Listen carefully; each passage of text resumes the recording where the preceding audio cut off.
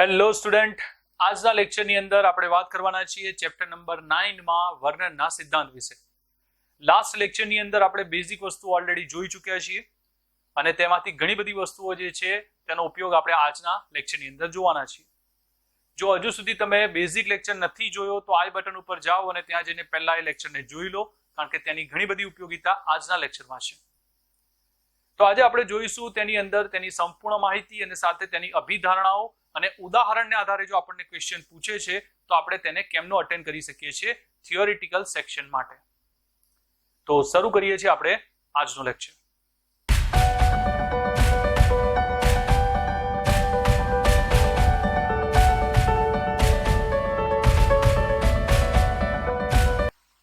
તો આપણે વાત કરીએ વર્નરના સિદ્ધાંતની, તો વર્નરે આપણને બે સંયોજકતા વિશેની સંકલ્પના અથવા માહિતી પ્રથમ રજૂ કરી છે. વર્નર એક એવો વૈજ્ઞાનિક હતો જેણે પ્રથમ આપણને કોમ્પ્લેક્સ કમ્પાઉન્ડ એટલે કે સંકીર્ણ સંયોજનો વિશેની માહિતી આપેલી છે. તો તેણે પ્રથમ શું કર્યું છે તો આપણને બે સંયોજકતા વિશેની માહિતી આપી, એટલે કે પ્રાથમિક અને દ્વિતીયક.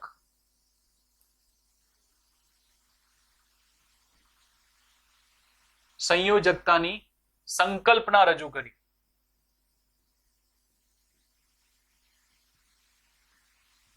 એટલે પ્રથમ વૈજ્ઞાનિક છે જેણે આ બંને વસ્તુઓ કોઈ એક સંકીર્ણ સંયોજનને આધારે સમજાવી છે. હવે તેણે પ્રાયોગિક પરિણામો લીધા અને તેના આધારે કેટલીક અભિધારણાઓ આપી. હવે તેણે પ્રથમ શું કામ કર્યું છે એના માટે, તો એણે COCl3 કોબાલ્ટ 3 ક્લોરાઇડ અને એમોનિયા એટલે કે NH3 વચ્ચે પ્રક્રિયા કરી.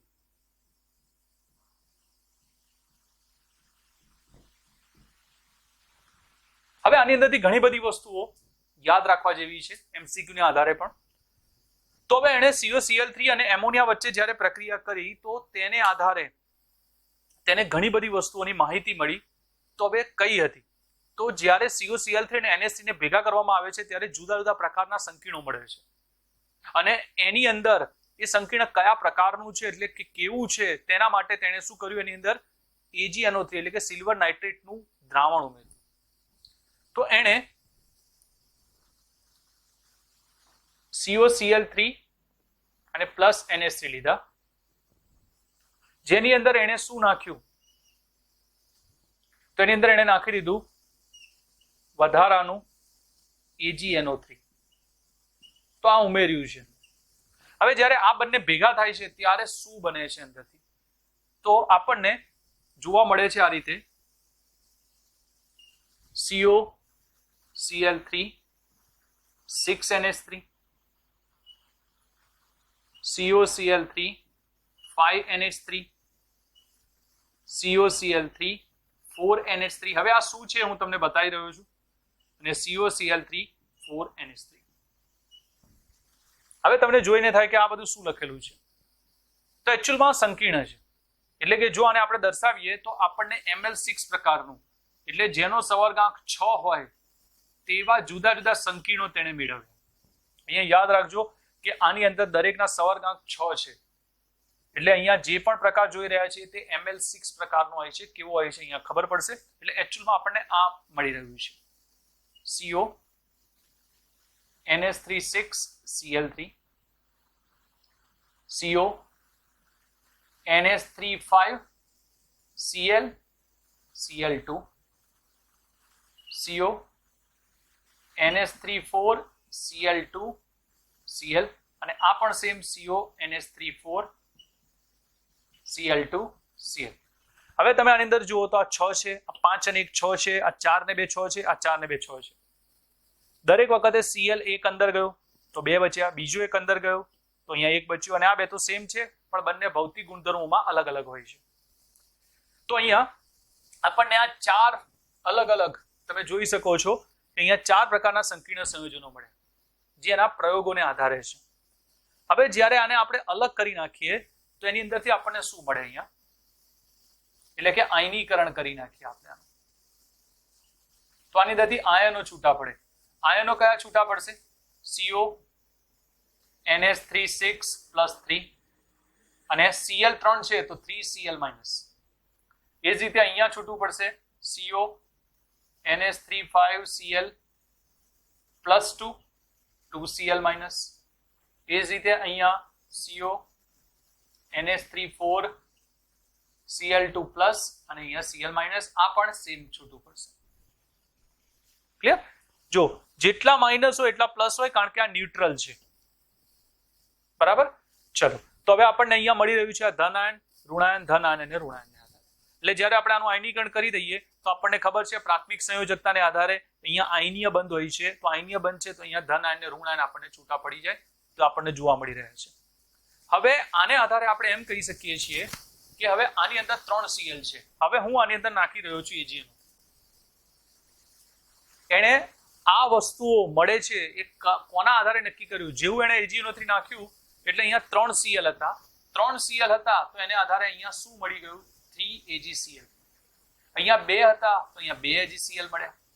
અહીંયા 1 હતું તો અહીંયા 1 AgCl મળ્યું. એ જ રીતે અહીંયા પણ 1 AgCl મળ્યું. તો આને આધારે એને ખબર પડી ગઈ કે કૌંસની અંદર શું છે અને કૌંસની બહાર શું છે અને સંકીર્ણનો પ્રકાર કયા પ્રકારનો છે. બીજું સવર્ગાંક બધાના 6 છે. અહીંયા યાદ રાખવાનું છે કે દરેકની અંદર સવર્ગાંક 6 છે.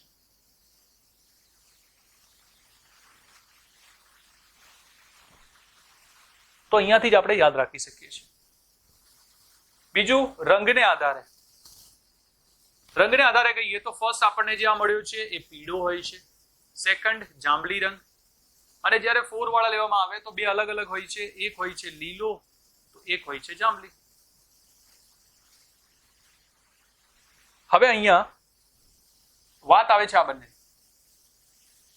તો આ બંનેના કિસ્સાની અંદર તમારે યાદ રાખી લેવાનું છે કે આ બંનેની વાત કરીએ આપણે તો બંને ગુણધર્મોમાં જુદા જુદા હોય છે. દેખાવમાં ભલે લાગી રહ્યા હોય પણ ગુણધર્મોમાં જુદા જુદા જોવા મળે.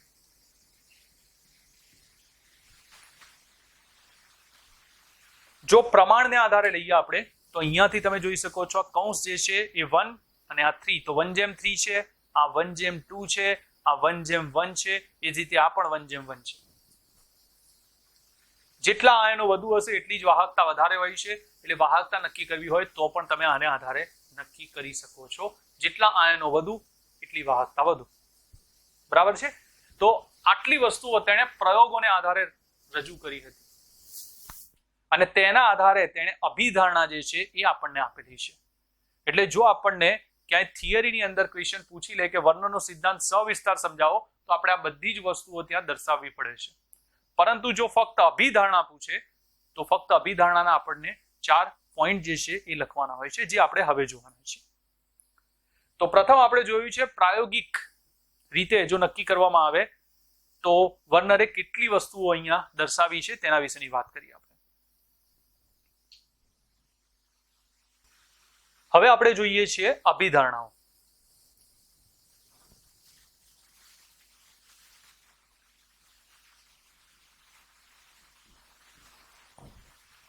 તો અભિધારણાઓ તમને કોઈ એક ઉદાહરણને આધારે પણ પૂછી શકે છે જે આપણે બેઝિક લેક્ચરમાં જોઈ ચૂક્યા છીએ CONH6Cl3 માટે, જે આપણે હાલ પણ વાત કરી. તો આપણે એક એક પોઈન્ટ, જેમાં ફર્સ્ટ નંબર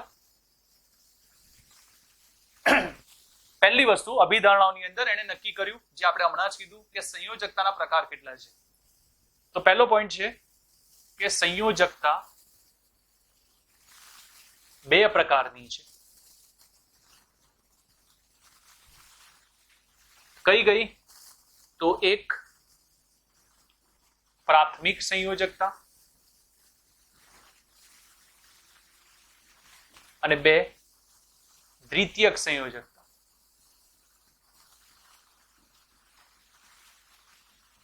તેમ 2 પ્રકારની છે. ઉદાહરણને આધારે CONH3 આ એક સંકીર્ણ છે.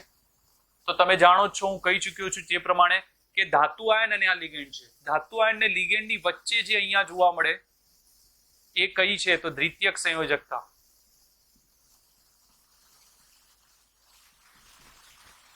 અથવા એમ કહી શકો છો ધાતુ આયન સાથે જેટલા લિગેન્ડ જોડાય અને જેટલા સવર્ગ સહસંયોજક બંધ બને તેને આધારે એને જેનો સવર્ગાંક બી કહે છે.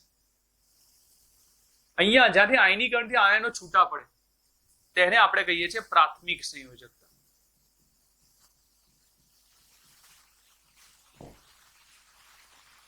જે કોને સમપ્રમાણ હોય છે, એટલે કોને સમાન છે, તો ધાતુ આયનના ઓક્સિડેશન આંકને, જે હું ત્યાં કહી ચૂક્યો છું.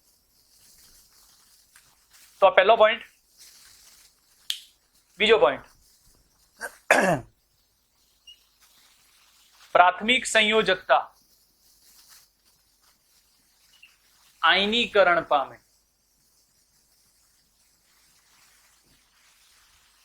અને ફક્ત ઋણ આયન વડે સંતોષાય.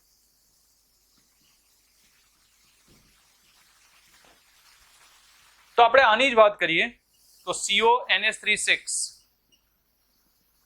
Cl3 આનું આયનીકરણ થઈ શકે છે, જેમાંથી આપણને મળે CONH36 +3 + 3Cl-.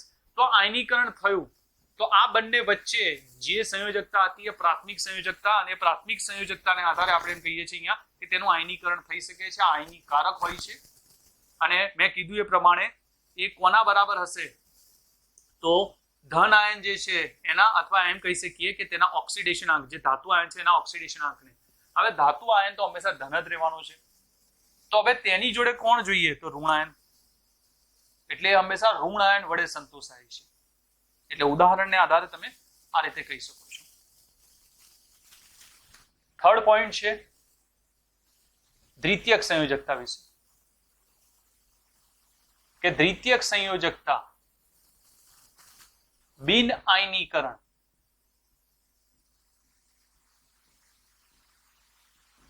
એટલે એનું આયનીકરણ થતું નથી, અને તે ફક્ત બે જ વસ્તુ, ઋણ આયન અથવા તટસ્થ અણુ વડે સંતોષાય. હવે ઋણ આયન અથવા તટસ્થ અણુ એટલે શું, તો આપણે અહીંયા જે લીધું છે જેને આપણે લિગેન્ડ કહીએ છીએ, અને લિગેન્ડ ની અંદર બે જ વસ્તુ હોય, ઋણ આયન કાં તો તટસ્થ અણુ. જેટલા એ જોડાશે એ પ્રમાણે સવર્ગ સહસંયોજક બનશે, એટલી જ એની દ્વિતીયક સંયોજકતા કહેવાય. અને એને જ આપણે ધાતુ આયનનો સવર્ગાંક પણ કહીએ છીએ. દરેક વસ્તુ સમાન છે તો એ તટસ્થ અણુ વડે કે ઋણ આયન વડે સંતોષાય. દ્વિતીયક સંયોજકતા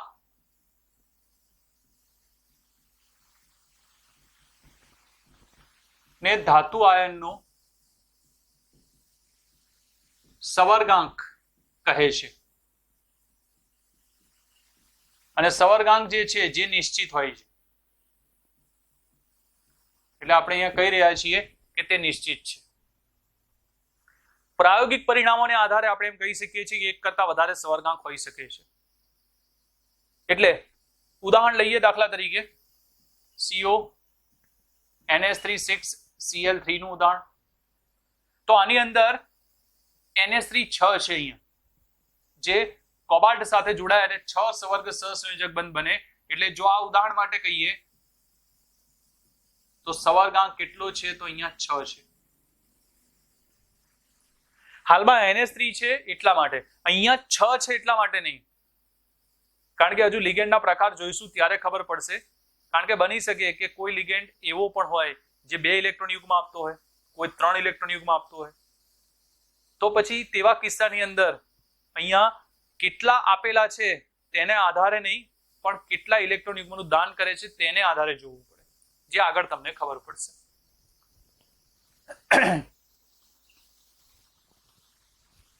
ત્યારબાદ આપણે એમ કહી શકીએ છીએ કે આયન કે સમૂહ, આયન લઈ લો કે સમૂહ લઈ લો, ધાતુ આયનની જ વાત થાય છે ટૂંકમાં. તો ધાતુ આયન લઈએ કે સમૂહ લઈએ,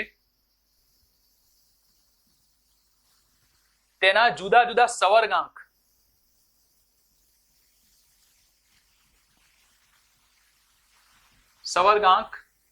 ને અનુરૂપ, એટલે આયન જે છે એના સવર્ગાંક જુદા જુદા હોઈ શકે છે, અને એ જુદા જુદા સવર્ગાંકને અનુરૂપ આપણને શું મળી શકે, તો જુદી જુદી અવકાશીય રચનાઓ જોવા મળે. એટલે અહીંયા આપણને જુદી જુદી અવકાશીય રચનાઓ જોવા મળી શકે છે. અથવા તમે એમ પણ કહી શકો છો અહીંયા કે દ્વિતીયક સંયોજકતા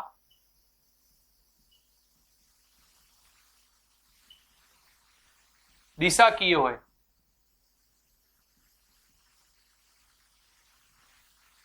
જુદા જુદા ભૌમિતિક આકારો મળે.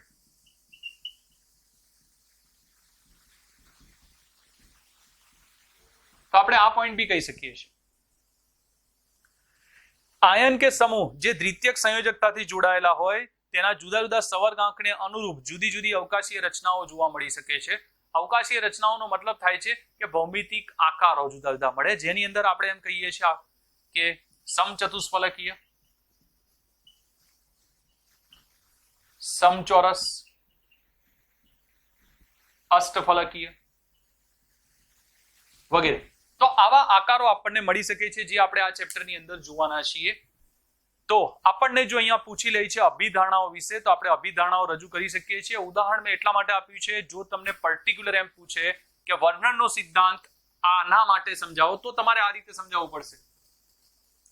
પરંતુ જો તમને એટલું જ પૂછે છે કે ફક્ત અભિધારણાઓ લખો તો તમારે ફક્ત અભિધારણા લખવાની છે, ત્યાં આ રીતે ઉદાહરણ સમજાવવાની જરૂર નથી.